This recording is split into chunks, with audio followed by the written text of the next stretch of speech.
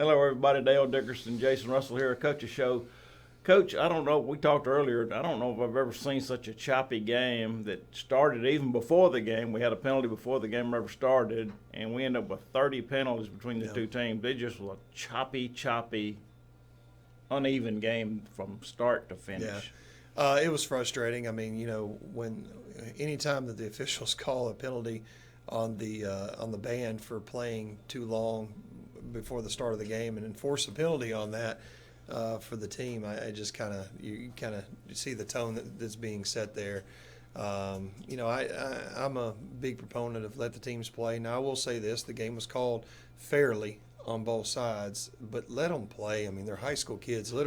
You can call holding on every single play in high school, and we did just about call it on every single play on Thursday night. And so it's just frustrating. It takes away from the flow of the game.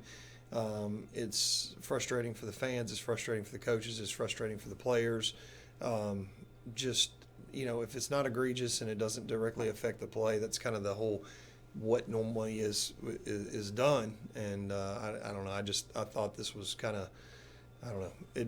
It was excessive. Well, it had rained earlier. I don't think the field was an issue. I don't think the wet ball was an issue. The whole game just seemed off kilter from everything on both sides. Nothing seemed like it fit the whole night long. It was a frustrating night. I mean, we got the opening possession, drove down the field, throw a pick. We get another chance. We drive down the field. We throw another pick. It's just, I mean, we move the football. Then we in the second half we have a drive going, and then we fumble the football. I mean, we're moving the football. We had 217 yards of offense, which is not great, but we had such a limited amount of possessions. We only had 47 plays on the whole game. Normally we're averaging around 65 plays in a game. You put 65 plays, we would have had over 300 yards of offense if that was the case. They do, and credit to them. They know what they're doing. They do it on purpose. Coach Peacock does a great job of limiting the possessions of the opposing team, especially when they have an offense that can score and move the ball. We really basically got 3 possessions in the second half, and that's credit to them. They went on a 7-minute drive to start the second half. And really ate up a bunch of the third quarter. We barely got any of the third quarter, and then by the fourth quarter we were down, and we were having to really try to push the ball when we did get the ball, and we just wasn't our night there. Yeah, well, like you said, that third quarter we came out and they got the ball, and when they finally scored, it was only 5 minutes left to go in the third quarter. So you basically only had just a quarter and 5 minutes to try to catch up then. So. Yeah. I mean, that's a tough task right there. It changes your whole philosophy. That's right. That way. We're a 50-50 team. We run the ball half the time. We throw the ball half the time. It's what we are. Our run game was really working. Our passing game was not. And so in that situation, you want to be able to run the ball more, and the score dictated that we had to get out of our run game and start really pushing the ball down the field if we wanted to have a chance to get ourselves back in the game. And so that's what we had to do, and then it just did not turn out well. Well, they had a couple of drives where they moved the ball down and scored. One of their touchdowns was a 58-yard touchdown pass, but it was the only pass they completed all night long, and it was an absolute perfect pass. But the rest of the night, their passing game was just non-existent. So. Yeah. Well, that's going into the game, we knew that. I mean, he threw the deep ball well. That's really what he threw well, and so we were worried about getting behind us at the corner position, and that's what happened. And they gave up a touchdown, and that's those kind of things hurt. Again, time of possession and then being able to run the ball and just continue to get first down after first down, that hurt us. We just. I don't know anything other to say. Just go back to work. Keep doing what we're doing. We didn't give up just a bunch of big scores other than the touchdown pass where we just lost coverage. But other than that, we were right there, and they just kind of just kept grinding and getting more and more yardage. Well, we're still down some players, which is forcing a lot of players to have to play both ways, which Yeah. by the fourth quarter in a slugfest like that, you begin to get tired. You've been leaned on so long. Exactly. You look at Jerry Wall. Look at his output on Thursday night. He had 119 yards rushing, had 12 tackles. You know, Jerry's our best defensive player. Made tackles everywhere, all over the field. But hey, he's having to start at running back because Kylan's out. You know, Kylan had in 4 games had 900 yards of offense. People forget that. You know, that's a heck of an offensive weapon. He was really our best offensive weapon in the first half of the first part of the season. And then without him on the field, we have to play Jerry over there. Well, what does that make? That makes Jerry tired on defense. And, you know, that's less production. And for us offensively, I have to take him out more because he's tired because he just got done with the whole defensive series. And especially a team like that runs the ball right at him, he's going to have to come downhill, make big tackles. I mean, you're just tired and gassed at that point. Yeah, well, this is another team that had a big back, so he's not tackling little guys at the line of scrimmage. He's tackling somebody almost the same size as he is. That's right. Right at his same size, you know. So yeah, it's a tough thing to do. You know, we've had to play Britton Traylor at safety as well. You know, our number one receiver played almost the whole night at safety. You know, so I mean, we've gotten to a point where because of the injuries, yeah, we still put good guys on the field, but when you put the good guys on the field both offensively and defensively, just like anything else in 6A football, their production's going to suffer somewhere. I mean, at some point, they're not going to be able to play as hard and as fast as they were. You know, back in the day, everybody played both ways and both sides were tired. Well, now almost everybody plays only one way, so you can have a little bit more output on that one side of the ball.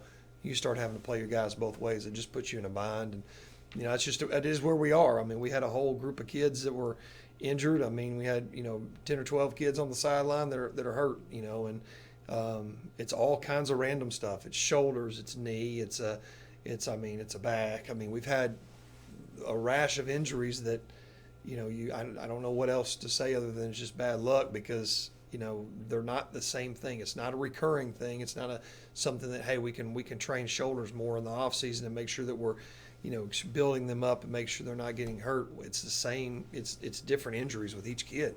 Yep. All right, let's talk. We got a few highlights here. We talked about Jerry Wall. This is his first or second play here that he got a nice run around that left side. Yeah, absolutely. He bounces this out here. Great run. I mean, first down run. We had several good runs like that. Again, we had, you know, Jerry had almost 120 yards rushing, and, you know, we had several of those. If we were able to, again, going back to the playing both ways, if we were able to hand him the ball more, I would have handed him the ball more, but at some point he was just getting gassed. Yeah. Well, I talked about the penalties. When you get 1st and 10, you're starting to drive, but then you get a false start. You're back now behind the change at 1st and 15. Yep. It begins to change your philosophy. Yep. That what you want to do is what you can't do, though. That's right. You know, you get in that situation, and we weren't throwing the ball well, and you're getting 1st and 15. You get 2nd and 15.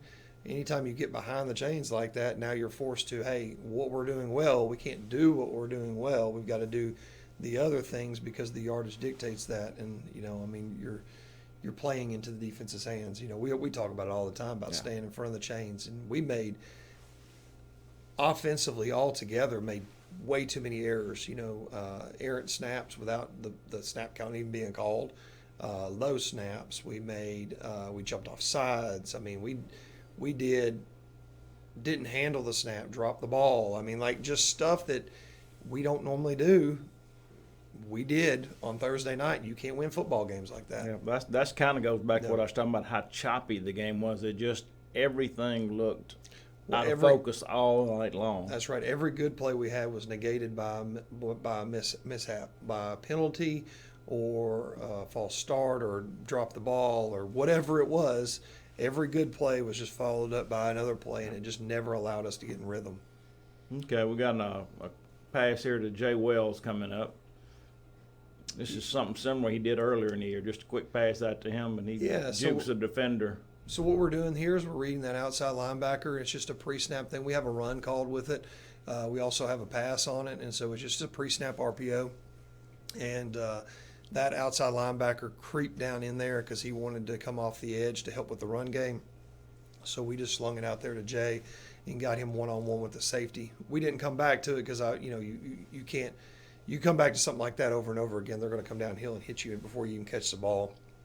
But it was a really good play in the game and something that we knew coming in that we had a chance to do because that we wanted to be able to dictate where that outside backer was. Okay. And we got another pass here, Britton Traylor. He's Mr. Dependable. Yeah, it was a third down. When our out here actually, I think this is Deuce on this one. Actually catches this one. Was that up Deuce? top. Yeah, it's Deuce. Okay.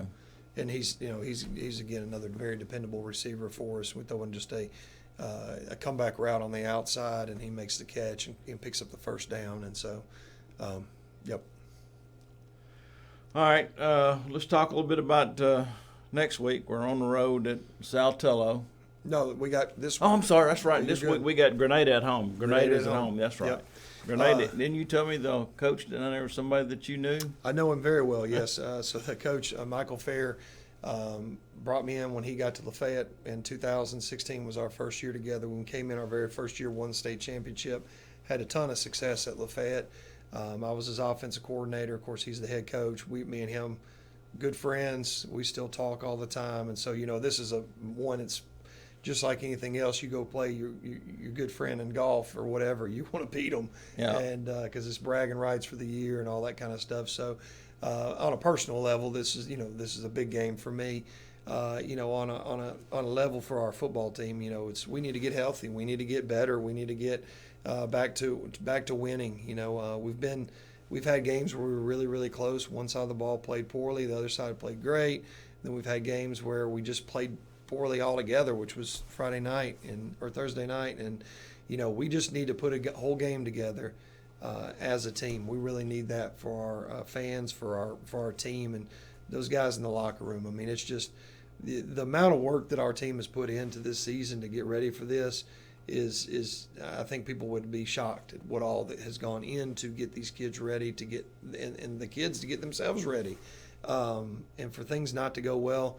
It's frustrating for us, probably more frustrating for us than it is for anyone else. We've got great coaches.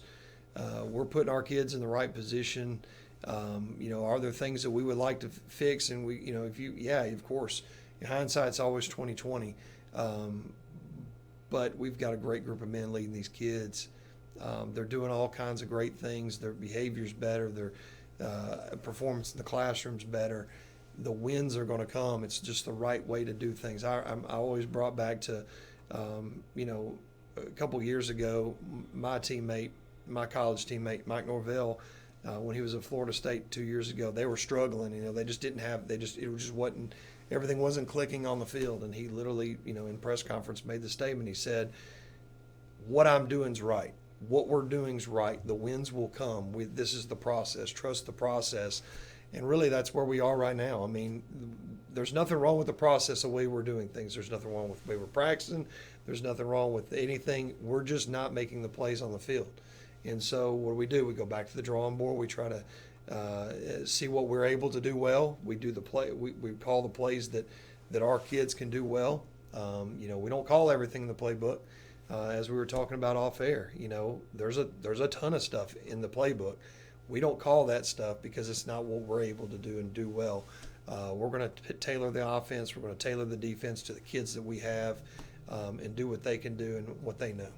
Grenada's been pretty strong this year. I know one of the common opponents we played is DeSoto Central, and they only beat them 14-13 due to a missed extra point. So hopefully we'll line up and be able to give them a game for Friday night. Yeah, I mean, I think they're probably right there at the very top of our conference, honestly, as far as talent goes. They've got a really good back. They're really good on defense. They're solid. They got a heck of a linebacker that makes every play.